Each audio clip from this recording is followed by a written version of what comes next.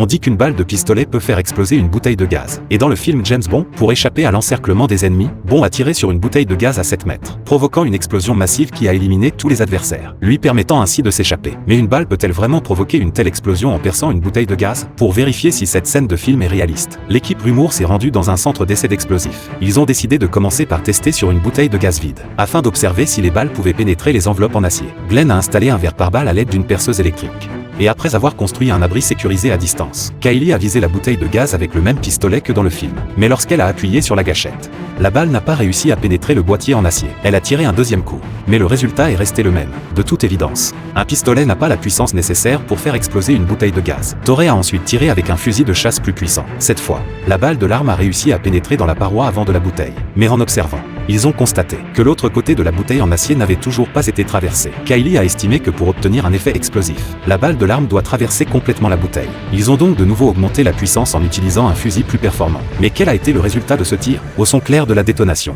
la balle a traversé directement toute la bouteille de gaz. Maintenant, si on remplace par une bouteille pleine de gaz, la balle pourrait-elle provoquer l'explosion du gaz à l'intérieur? Ils ont donc poursuivi l'expérience.